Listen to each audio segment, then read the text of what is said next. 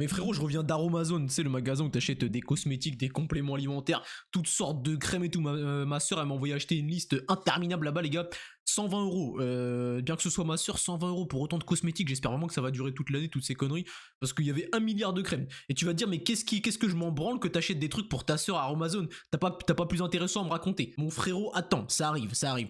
En fait, les gars, à Amazon, je vois plein de meufs avec du maquillage de fou, beaucoup de meufs en surpoids, beaucoup de meufs avec des hygiènes de vie, je pense, un peu catastrophiques parce que leur corps reflète à peu près leur hygiène de vie. Et frérot, quand tu vois que. Attends, la lumière, elle est mal centrée.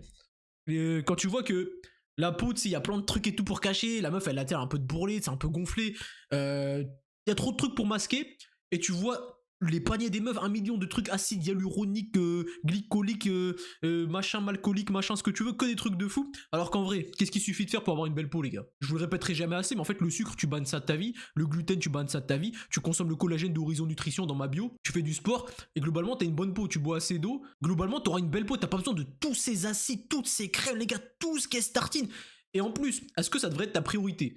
Je veux dire, au bout d'un moment, t'as un surpoids de ouf, t'as une alimentation de merde, et toi, je parle pas de ma soeur, les gars, parce que ma soeur, c'est pas comme elle, déjà, elle est pas grosse, c'est pas du tout même, elle prend soin de sa santé. Là, je parle aux meufs que j'ai croisées là-bas qui avaient un surpoids de ouf, et qui mettent des dizaines, voire des centaines d'euros dans des cosmétiques pour masquer leur hygiène de vie déchétrale qui se reflète sur leur peau. Je masquais ce téléphone, les gars, je vois des notifs, ça me déconcentre. Là, je suis avec mes frérots, les gars, laissez-moi tranquille, je suis avec mes frères. Je suis en train de parler à mes frères d'un fléau de l'humanité qui est que on veut tout masquer. Plutôt que prendre des vraies responsabilités, on cherche des outils magiques. Quelle est la prochaine crème magique qui va me donner une peau super clean? Quel est le prochain traitement qui va me permettre de rajeunir et de rester jeune toute ma vie? Arrêtez de chercher des formules magiques, en fait. Pour avoir des trucs bien dans sa vie, bah faut faire des choses difficiles. Tu veux une belle peau, bah tu consommes des aliments bruts. C'est facile en fait de céder à Kinder Bueno, McDonald's, BK et toutes ces conneries. Mais c'est pas facile de manger que des aliments bruts quand autour de toi tu as de la tentation partout, tu vois. Donc tu veux un beau corps, tu veux une belle peau, fais les choses difficiles, c'est-à-dire ne cède pas aux conneries et mange la bonne bouffe pour toi. Donc toi t'es là, tu mets des dizaines et des centaines d'euros pour des trucs sur ta peau, alors que déjà t'as même pas encore soigné ton hygiène de vie, je comprends pas. Pourquoi tu vas à Amazon acheter des dizaines et des trucs à des dizaines d'euros, tu vois, alors que tout ce que t'as à faire c'est marcher 10 000 pas par jour, manger des aliments bruts et t'auras une belle peau, et toi t'es en train d'essayer de masquer des trucs comme si ça allait marcher, ça ne marche pas. Faut comprendre qu'en fait les trucs magiques, quand c'est gratuit, c'est toi le produit. Si tu peux avoir un truc sans effort, si ce n'est claquer 10 euros, c'est que c'est toi le produit, tu t'es fait avoir. Donc les acides hyaluroniques, tous les sérums physiologiques, machin, je souffle. Et ça m'a fait penser, on va faire un petit parallèle à ça. Quand je mangeais chez McDo et que j'étais petit, je voyais des familles, tous obèses. Toute la famille est en surpoids, les gamins ils sont déjà obèses, miskin, ils ont rien fait pour mériter ça. Ils sont déjà obèses et quand j'étais petit, je me disais, mais ils sont déjà gros, pourquoi ils sont au McDo, genre? Tu sais, moi, la limite, tu vois, bon, j'ai pas un corps de ouf, j'ai même un corps de phase, mais je suis pas gros, tu vois. Donc moi je peux me permettre entre guillemets d'être un cloporte, un golem et de bouffer au McDo, cette bouffe qui n'est pas de la bouffe, les gars. Il y a un mec qui a fait une expérience, il a conservé ça pendant 1 an, je crois, le truc il a pas périmé, hein. Remettez en question ce que vous bouffez, les gars. Je pense que McDo, les frérots, ils vous disent pas tout, c'est même pas de la nourriture, hein. Ils mettent des trucs, c'est même pas, c'est inorganique, genre c'est pas comestible. C'est un truc de base, c'est du carton, ça ne périme pas. Et tu vois, tu engloutis ça, ils ont mis plein d'exhausteurs de goût, d'anesthésiants de goût, de ce que tu veux. Toi, tu t'envoies de la viande humaine, hein. Les gars, j'avais vu un reportage qui disait que McDo, Belek, c'était de la viande humaine. Tu vas me dire, mais Hakim, t'es un complotiste. Oui, je suis un complotiste. J'ai plus peur de croire en tous ces trucs, les gars. Je n'ai pas peur de croire que, mais, éventuellement, McDo, ce qu'ils te servent, c'est de la viande humaine. Alors, tu vois, les mecs qui s'envoient en Ukraine, là, qui canent au front, leur chair à canon, elle sert à ça, tu vois. Ça se trouve, elle sert à ça. Qu'est-ce que t'en sais, frérot? Qu'est-ce que t'en sais? T'es parti dans les backstage de McDo, frérot? Tu viens, j'ai travaillé en cuisine. T'es parti voir l'usine qui approvisionne McDo? J'ai travaillé à l'usine. Non, t'es un mytho. Personne travaille là-bas, les gars. C'est les gens qui travaillent là-bas, ils sont sous contrat, sous scellé. Il faut pas qu'ils passent l'information. Donc, pour en revenir à ce que je disais, moi, j'étais petit, je me disais, t'es gros déjà, la vie elle est pas facile et toi tu vas en rajouter encore plus. Genre c'est moi qui l'ai à l'envers ou c'est le monde qui l'a à l'envers? Qu'est-ce qu'on fait, frérot? T'es obèse, moi je suis pas obèse, on est nous deux au même endroit. Et après tu vas te plaindre, tu vas dire ouais, j'arrive pas à avoir un beau corps, j'arrive pas à avoir des filles. Il y a un mec qui avait commenté, les gars, sur ma publication, un mec qui s'appelait Franck, tu vois. Ouais, de toute façon le sexe, les femmes, c'est réservé aux autres. Moi je me pignouffe 3 4 5 fois par jour pour déstresser parce que je suis stressé par la vie. De toute façon, c'est pas pour moi les femmes. Ah non, non. Si tu vas au McDonald's, que tu te pignoufes 3 4 fois par jour, est-ce que tu penses que les femmes vont te regarder? En fait, faut relier ses actions, ses objectifs. Ton objectif, c'est d'avoir des femmes, tu fais tout l'inverse. Tu sais que pour avoir des femmes, faut un beau corps, un beau phrasé et un minimum d'ambition. Et toi, qu'est-ce que tu fais? Tu te pignoufes, tu manges chez McDo et tu te cultives pas. Genre, et t'espères avoir des femmes derrière. Alors, remettez-vous en question. Et là, je viens de faire un TikTok aussi, trop marrant. Une meuf, elle dit, ouais, 66 heures de conduite en voiture accompagnée, en conduite accompagnée, ou je sais plus quoi, non, 66 heures de conduite, tu vois, pour le permis. En voiture, comment ça s'appelle? En boîte automatique, c'est y a rien à faire. T'appuies sur la pédale d'accélérateur, c'est tout ce que t'as à faire. Tu freines un peu de temps en temps, c'est ton jamais, s'il y a un piéton, tu vois. Mais globalement, tout ce que t'as à faire, c'est appuyer sur la pédale d'accélérateur. Elle a 66 heures de conduite, elle a toujours pas passé le permis ou elle a toujours pas eu, tu vois. Et elle dit, parlons des moniteurs qui nous font stresser. Genre ton problème, tu sais, quand t'as 66 heures de conduite sur une boîte auto, genre même mon futur fils qui est encore dans le ventre de ma future meuf, il pourrait piloter ce truc, et toi après 66 heures t'y arrives pas, et tu penses que c'est de la faute du moniteur. Donc les gars, je pense que tu te doutes du parallèle. Tu vois, là je vais faire un parallèle, devine frérot. Alors toi tu blâmes les autres, tu blâmes tout le monde sauf toi quand tu fais des erreurs. 4 relations, 4 échecs, 4 divorces, 4 mariages, 3 enfants qui ne t'aiment pas, donc ça fait 7 personnes en tout qui t'ont rejeté. Mais la faute c'est les autres, c'est pas toi. Et je le répéterai jamais assez, quand la déterminante principale de vos échecs c'est que c'est vous le problème. C'est triste à dire, mais quand on est pauvre, les gars, moi si je suis pauvre, c'est parce que j'ai pas fait les bonnes décisions dans ma vie. Je suis en train de les prendre en ce moment, des bonnes décisions. À l'avenir, je pourrais peut-être me dire, bah, grâce à mes choix, j'ai été mené ici, c'est la discipline qui m'a mené là. Mais globalement, si là je suis dans cette condition d'homme pauvre, c'est parce que j'ai pas fait les choses plus tôt. Si j'avais commencé YouTube il y a 10 ans, ça se trouve, les gars, je serais riche. C'est parce que j'ai pas pris les bonnes décisions. Donc l'autre qui a été divorcé 4 fois et qui a 3 enfants qui l'aiment pas, genre c'est les autres le problème. C'est les autres qui t'aiment pas le problème. S'ils t'aiment pas, c'est forcément que tu y es pour quelque chose. Et si tu te remets en question, que tu te dis, ok, 7 personnes ne m'aiment pas sur 7, j'ai envie de te dire, et moi je suis la seule qui est contre eux, tu vois, et je pense avoir raison, tu vas te dire, ok, j'ai peut-être pas raison, pourquoi il m'aime pas? Ok, mon mec, je faisais rien pour lui, j'avais pas envie de bouillir avec lui, il m'attirait pas, j'avais pas envie de lui faire un graille parce que je suis une femme moderne, et je voulais pas non plus travailler, je voulais pas de 50-50, mais je voulais rien faire comme une femme. Ah, il m'a quitté. J'ai fait pareil avec le deuxième. Avec le troisième, j'ai essayé de faire un effort, mais ça a toujours pas marché parce que j'étais jalouse de sa meilleure amie ou je sais pas quoi. Bon, les meilleurs amis MDR, tu sais, l'amitié homme-femme MDR. Bref, mes 3 enfants, ils m'aiment pas parce que je leur achète des McDo tous les jours parce que j'ai la flemme de cuisiner. Ils sont en mauvaise santé, ils sont en surpoids, ils m'en veulent. Merde, tous les enfants ils m'en veulent et mes ex-maris m'en veulent. Mais c'est eux le problème. Bah non, en fait, tu vas te remettre en question. Tu vas dire, ok, le problème c'est ça. Avec ce mari, c'était ça. Avec ce mari, c'était ça. Avec ce mari, c'est ça. Avec cet enfant, c'était ça. Et normalement, tu grandis, tu vois. Tu fais une introspection de toi-même. Ok, tous mes problèmes c'est ça. En famille, c'est ça mes problèmes. Je vais essayer de travailler sur ces points et voir si ça s'améliore. Tu vas te remettre en couple. Bon, tu te remettras jamais en couple parce que personne veut de toi. Je suis désolé de te le dire, mais quand t'as raté 4 mariages, au bout d'un moment, il y a aucun homme qui va te récupérer. Si ce n'est le dernier clampin du PMU qui débat toute la journée sur est-ce que les masques c'est dangereux pour la santé et est-ce que t'as pris 3 doses de Pfizer. En soi, ils ont raison, mais en soi, ça va pas faire avancer les choses. Donc, ça restera toujours des débats de PMU. Je suis totalement de leur côté, j'ai envie de te dire idéologiquement, mais ça restera des clampins de PMU. Donc, en fait, Russ qui a fait n'importe quoi 4 fois de suite avec des hommes, et bah, c'est tout ce qui te restera en tant que mari. Mais au moins, tu peux quand même te remettre en question et te dire, ah, j'ai fait des erreurs, j'ai essayé de me remettre en question, je vais peut-être mériter au moins le bolos du PMU. Et là, tu verras, tes problèmes vont se régler. Quand tu te débarrasses de ton ego, bizarrement tous tes problèmes font surface, tu vois, lisibles, visibles, intelligibles, tu peux les voir, alors qu'avant tu ne les voyais pas parce que tu étais brouillé par ton ego, et là tu vois chaque problème, et chaque problème a sa solution. Je suis pauvre, je vais faire ce que les autres ne font pas, c'est-à-dire essayer de faire de l'argent, tenter de faire de l'argent, se lancer sur internet, écrire un truc qui va me permettre de vendre quelque chose. Tout ce qu'en fait, les gars, tout ce que je vous dis, c'est ce que je suis en train de faire, tu vois. Et je suis pas encore riche, mais quand j'aurai récolté le fruit de mes efforts, et que je serai riche, et que j'aurai de l'abondance et de l'argent, là, je pourrais vous dire, les gars, ça a marché, faites pareil. Mais je vous le dis à l'avance, ça va sûrement marcher, faites pareil, les gars. Je vous le dis, moi, pour moi, ça va marcher, j'en ai aucun doute, et faites la même chose. Donc, mes frérots, si vous êtes du genre, je pense que vous êtes pas du genre. Je pense que les 100 mecs qui me regardent tous les jours, il y en a 150 à peu près, je pense qu'ils me regardent à peu près tous les jours, je pense que vous en faites pas partie.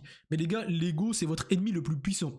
Je travaille en clientèle avec des clients et des fois j'ai envie de m'énerver pour rien du tout, mais je me dis pourquoi je m'énerverais. Cette personne en face de moi, je ne la considère pas. Si elle est énervée pour X ou Y raison contre l'entreprise pour laquelle je travaille, si elle est énervée pour X ou Y raison contre moi alors que j'ai pas fait quelque chose de mal, ou alors justement j'ai fait quelque chose de mal, mais je ne veux pas l'admettre parce qu'elle m'énerve, la personne en face, c'est mon ego qui parle.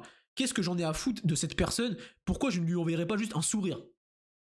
Un sourire, ma gueule, je te souris, j'en ai rien à foutre que tu sois énervé, j'ai peut-être fait de la merde il y a 5 minutes avant dans notre entretien, c'est de ma faute, point, bonne chance, pas d'ego, tout le monde est heureux, t'as fait un sourire à la dame, elle va repartir contente, toi t'as gardé ta place dans ton entreprise de bolos d'esclaves, et en plus t'as fait un pas vers quelque chose qui est que, les gars, une fois de plus, toutes les tâches les plus difficiles sont les plus récompensantes, gratifiantes, et c'est ce qui vous mène à la réussite. Donc frérot, si c'était si facile de mettre son ego de côté, tout le monde le ferait. Hein.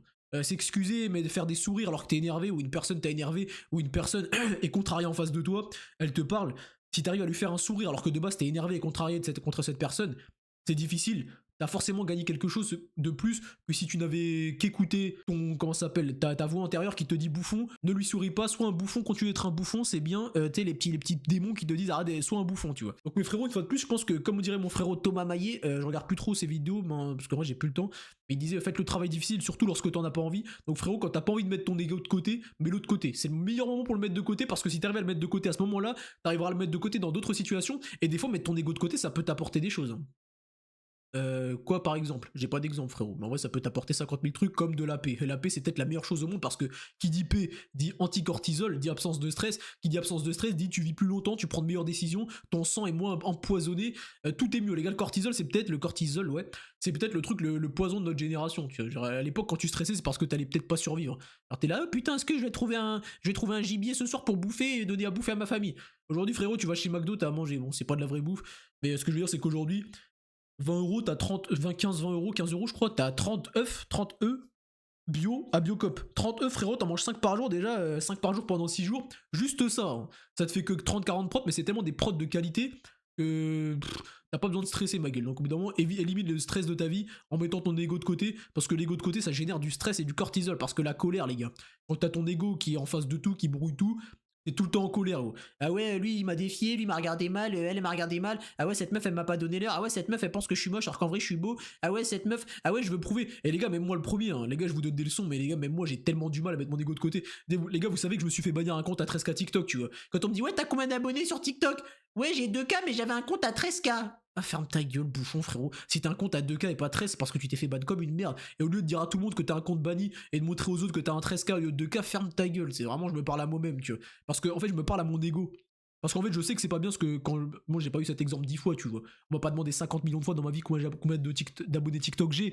Mais tout ça pour te dire que je me vois là en train de dire, pour justifier dans ma tête mon ego, c'est pour bomber mon ego. Ah ouais, je suis qu'à 2K, mais si je suis à 13, c'est à cause des bannissements. Putain, ferme ta bouche, tu as mon ego, ferme ta gueule. Et du coup, comme j'ai laissé parler mon ego, Hakim, ferme ta bouche, j'ai envie de te dire.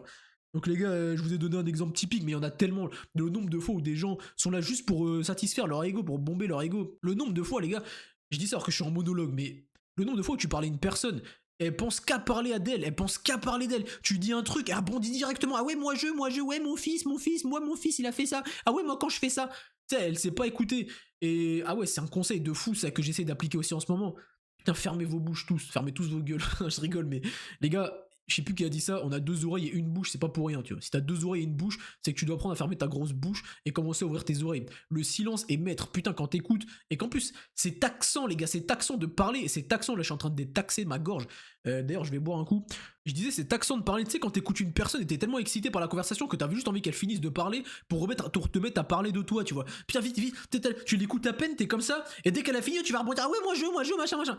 Parce que les gars, moi le premier, en fait, avant j'étais un introverti de ouf. Je pense que je le suis toujours, je suis introverti, mais je veux dire, j'étais pas très bavard. Et du coup, j'écoutais beaucoup, tu vois. Et un jour, j'ai délié ma langue, j'ai délié ma conversation, et j'ai commencé à parler. Et je commence à devenir ce mec qui a envie de parler tout le temps pour rien dire, pas pour rien dire, mais si pour rien dire. En plus, faut que j'arrête de. Pareil, c'est mon ego qui me dit pour rien dire. Bref, on s'en bat les couilles de ce que je viens de dire. Maintenant, je suis ce mec qui veut parler et qui écoute moins, tu vois. Et c'est tellement une vertu le silence. À l'époque, les gars, quand je parlais à une meuf ou quand je parlais à quelqu'un, mon objectif dans la conversation, c'était d'apprendre des choses. Donc je ne parlais pas. Je faisais parler la personne, je lui posais des questions. Forcément, la personne en face, elle kiffe dialoguer parce qu'elle a une personne qui n'est pas là pour mettre son ego devant, montrer à tout le monde qui sait des choses. Il est là juste pour te faire parler, te faire converser, te faire vider ton sac, entre guillemets. Je pense que j'étais un bête d'interlocuteur sans me jeter des fleurs, j'ai envie de te dire. Et je pense que je suis devenu très mauvais, beaucoup moins bon. J'ai un ego de fou. Et peut-être je vais faire le parallèle, dédicace à toi, Marie. Cette meuf est mon assistante, elle me parle jamais d'elle quasiment. Et moi, je lui parle, tu sais, elle me pose des questions sur moi, pas sur le business, mais sur ce que je vais faire en TikTok game et tout. Et je lui parle tout le temps, du coup, de moi. Elle me parle jamais d'elle. Qu'est-ce que tu dois te faire chier à m'écouter, toi? Moi, je pourrais pas m'écouter ou écouter des trucs vis-à-vis de la vie d'autrui. La vie d'autrui ne m'intéresse pas assez pour que je passe autant de temps et je consacre autant de temps à écouter cette personne parler. Donc merci à Thomas Russ. Mais je pense que c'est quand même une vertu d'ouf de savoir écouter et écouter la vie d'autrui. Même si elle est pas passionnante ou intéressante, juste écouter, tu vois. Une fois de plus, ça prouve que faire les choses difficiles, c'est forcément plus vertueux que les choses faciles.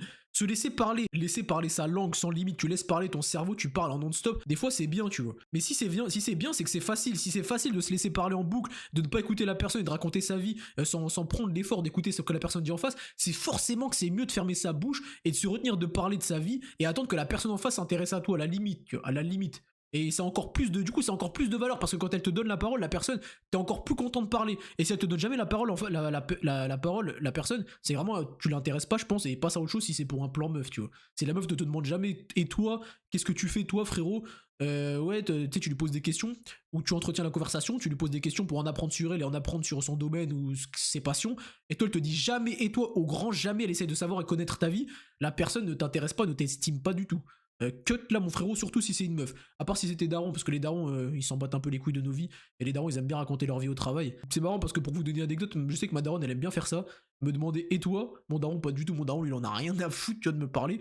Ma daronne, je sais qu'elle aime bien faire et toi, mais après elle converse pas, tu vois, je lui raconte des trucs, mais après on n'est pas de la même génération, elle va pas percuter ce que je lui raconte. Mais tout ça pour dire, je pense que si parler c'est beaucoup plus facile que de ne pas parler, écouter et fermer sa bouche, tu vois, écouter et fermer sa bouche, attendre que la personne parle, rebondir sur ce qu'elle dit sans jamais parler de soi tout le temps, c'est difficile, c'est parce que c'est vertueux et je vais m'efforcer de le faire bien que je le faisais déjà parce que ça fait longtemps que je m'efforce d'être un bon interlocuteur. Je déteste être cette personne qui parle à outrance et qui ne se tait jamais et qui n'écoute pas les autres, qui ne rebondit pas sur ce que la personne a dit et qui rebondit directement sur ses anecdotes personnelles. Je déteste être ce genre de personne et ça fait longtemps que j'ai pris conscience que c'était insupportable ces gens-là et que moi j'essayais de ne pas être cette personne. Donc les frérots, je pense que vous devriez aussi essayer d'incarner ce type d'interlocuteur, celui qui sait fermer sa bouche, celui qui sait écouter et celui qui sait réfléchir pour la personne d'en face, à moitié être empathique. Il t'a raconté un dilemme, il t'a raconté une explication ou quelque chose et toi t'as réfléchi pendant qu'il te parlait pour rebondir sur un truc pertinent, dire quelque chose d'intéressant pour lui et pour toi, que la conversation soit enrichie sans forcément que tu aies apporté ta graine personnelle, purement personnelle. Faudrait que la chose personnelle que tu apportes, eh ben, c'est ton avis et qui permet de conforter la vie de l'autre ou lui donner des pistes. Mais si c'est juste pour dire ah ouais moi aussi je pense que ça, les gars, quand vous conversez, que ce soit avec vos darons ou n'importe qui, regardez comment c'est tout le temps comme ça. La personne elle va dire ah, je suis fatigué aujourd'hui et toi tu vas lui répondre ah ouais moi ça va aujourd'hui, ça va, je suis pas trop fatigué, ou ouais moi je suis fatigué, mais elle t'a pas demandé gros, elle t'a pas demandé si t'étais fatigué, elle a dit qu'elle était fatiguée, donc pose-lui la question ah ouais tu t'es couché tard, ah ouais t'as fait ça, soit un interlocuteur digne de ce nom, soit pas une merde qui veut que parler de lui parce qu'au final on s'en bat les couilles, c'est le même principe que la question ça va, tu sais, ouais je vais bien, ouais toi ça va machin, tout le monde s'en bat les couilles de... En vrai, ça n'a rien à voir ce que j'ai dit. Mais tout ça pour dire que le salut ça va, il sert à rien. À la limite, salam alaikum, paix sur toi, et on va dire ça, c'est un intérêt. Mais ça va, qui dit non, mon frère? Et quand la personne dit non en face, l'autre ne cherche même pas à savoir pourquoi. Parce qu'en fait, si tu vas lui dire ah ouais, moi je vais mal, tu sais, les deux. Attends, les gars. Les deux personnes vont se dire ça va, tu vois. Salut, ça va? Ouais. Et toi, ça va? Non, ça va pas. Ah ouais, qu'est-ce que tu as? Mon chien hier il a pissé partout, j'ai dû nettoyer, je suis trop fatigué. Ah ouais, moi ça va, mon chien machin. Tu sais, l'autre elle va rebondir en parlant d'elle, elle va pas dire ah ouais, et ton chien, tu vois. Sachez, les messieurs et mesdames, que tout le monde aime trop l'ego, tout le monde aime trop flatter son ego, tout le monde aime trop mettre sa propre personne en avant, on est tous comme ça. Soyez ces personnes qui sachent se mettre, je sais pas si ça se dit, qui savent se mettre en retrait et laisser parler la personne en face pour rebondir sur les choses qu'elle vient de raconter. Les gars, ma voix elle s'éteint, tu vois, ça fait 18 minutes que je parle, elle est en train de s'éteindre. Et je sais pas les gars si vous vous y connaissez en exercice, je sais pas si vraiment ça se travaille, mais moi j'ai pas de voix les gars. Je pourrais pas parler longtemps sans perdre ma voix, genre je sens que ça s'enroue, ça se rouille, ça s'enlise. Et j'ai besoin de faire de plus en plus d'efforts pour parler. J'essaye de mettre de l'air dans mes poumons, de parler avec les poumons, mais c'est difficile. Je sais pas si c'est un truc qui se travaille, un exercice. Si vous avez une vidéo à me recommander, un exercice à me recommander, les gars, je suis preneur. Donc les frérots, on arrive à la fin de cette vidéo. On a traité pas mal de sujets, je vais pas les récapituler, ça sert à rien. J'ai encore oublié de vous dire de vous abonner au début, donc je vais mettre un pins là, abonnez-vous les frérots, tu vois, je vais mettre un petit... Like and subscribe. Donc mon frérot, si t'es resté jusque là, like and subscribe frérot. Si t'as des idées de comment travailler sa voix, sa puissance de voix pour perdurer l'endurance de voix plutôt. Parce que les gars, j'ai été prof de PS, enfin en stage, j'étais stagiaire. Je tenais pas les gars, les cours, ma voix tenait pas, j'arrivais pas, j'avais pas de gorge, j'avais pas de voix. Genre je peux crier fort et tout, j'ai de la voix, mais au bout de 2 minutes c'est fini. Donc est-ce que j'ai de la voix? Je pense pas mon frérot. Voilà les gars. Donc on se dit à la prochaine les gars. Portez-vous bien les frères, devenez des monstres. Oublie pas de liker et de t'abonner si c'est pas fait, on se dit à la prochaine mon gars.